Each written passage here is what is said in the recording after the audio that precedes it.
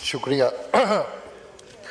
Speaker साहब, अभी deputy speaker साहब प्लीज तशरीफ लेके आइए जी।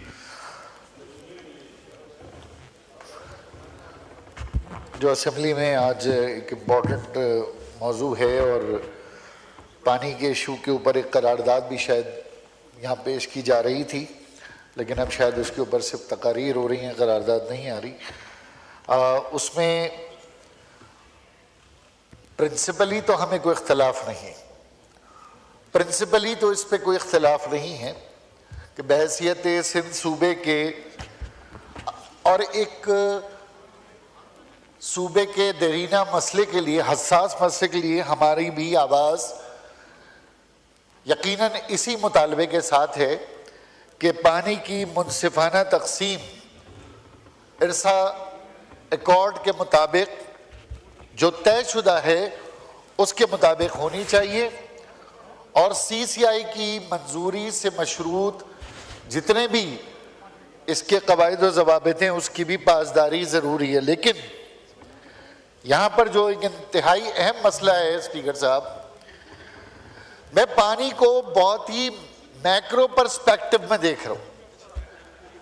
अगर हम ये देखें कि जब भी पाकिस्तान के अंदर डैम का इशू हो, कैनाल्स का इशू हो, तो हमारे दरमियान सिंध, पंजाब, बलूचिस्तान और खैबर पख्तूनख्वा जैसी अलग अलग एथनिक लिंग्विस्टिक आवाज़ें शुरू हो जाती हैं।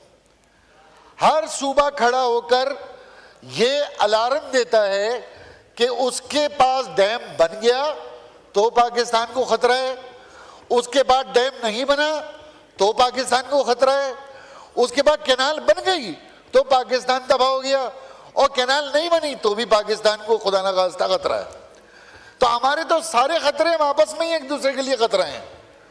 हमारे खतरे तो एक सूबे से शुरू होते हैं और दूसरे सूबे में जाके मुंतकिल हो जाते हैं और हर सूबा खतरा मुंतकिल करता है एक दूसरे को। लेकिन असल मसला क्या है जिसके ऊपर मैंने कौमी असेंबली की तारीख उठा के देखी है कि जो पानी की असल जंग है और जिसके साथ जंग है उस पर आज तक इस ऐवान में कोई एक लफ्ज किसी ने नहीं कहा। जो हाइडल टेररिज्म कश्मीर के जरिए हिंदुस्तान की जानिब से हो रही है उस पे आज तक किसी ने एक मजम्मती करारदाद पेश नहीं की। जो हेग आर्बिट्रेशन के ऊपर हिंदुस्तान ने पाकिस्तान के हक को तस्लीम नहीं किया उस पे आज तक किसी एक ने पॉइंट ऑफ ऑर्डर नहीं दिया। जो आज भी पाकिस्तान में रावी का एक कतरा पाकिस्तान में नहीं आ रहा, जो इंडस वाटर ट्रीटी की खुली खिलाफ वर्जी है, एक कतरा रावी का पानी पाकिस्तान में नहीं आ रहा, सतलज का नहीं आ रहा, बेहस तो चले छोड़े, और ऊपर से चनाब और उसके अलावा जेहलम उसके ऊपर डैम पे डैम बन रहे हैं। यहां पर किसी ने एक आवाज नहीं उठाई। उनके ऊपर 5000 से ज्यादा डैम हिंदुस्तान हमारे दरियाओं पे बना चुका, यहां से कोई आवाज नहीं आई। वो हजारों मेगावाट एनर्जी बना रहा है, यहां से कोई आवाज नहीं आई। वो डैम समझते हैं सीएम पंजाब ने और एजेके ने मिलकर एक डैम बना दिया, यहां से कोई आवाज नहीं आ रही। यहां से आवाज आती है सिंध को पंजाब से खतरा है, पंजाब को केपीके से खतरा है, केपीके को बलूचिस्तान से खतरा है, ये बन गया तो सबको पाकिस्तान से खतरा है। मैं ये समझता हूं कि पहली चीज इस हाइडल टेररिज्म को हमें एड्रेस करना चाहिए। पाकिस्तान को जो 80% पानी बदकिस्मती से हम लोअर रिपेरियन है, वो हाई एंड मोस्ट रिपेरियन है और कश्मीर के ऊपर उनका कब्जा है, तो पाकिस्तान को जो दहशतगर्दी है उससे हमें पहले ये आवाज उठानी चाहिए। स्पीकर साहब एक और बात, अब ये जो बात हो रही है इस करारदाद की, मैं तो इस करारदाद की सपोर्ट करना चाहता हूं, मैं बिल्कुल करना चाहता हूं, लेकिन मेरा मसला क्या है, पूरी दुनिया में बड़ी गौरतलब बात है स्पीकर साहब, पूरी दुनिया में लोग जाकर नहरों के पास, दरियाओं के पास रहते हैं, वहीं मवेशी हैं, वहीं फसलें हैं, वहीं अपनी नस्लें आबाद करते हैं।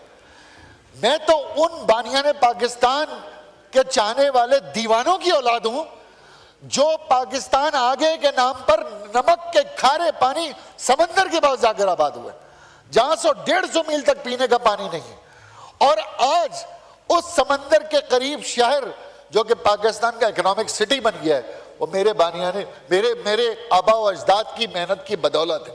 कोई माई का लाल समंदर के बाद जाके शिफ्ट नहीं होता।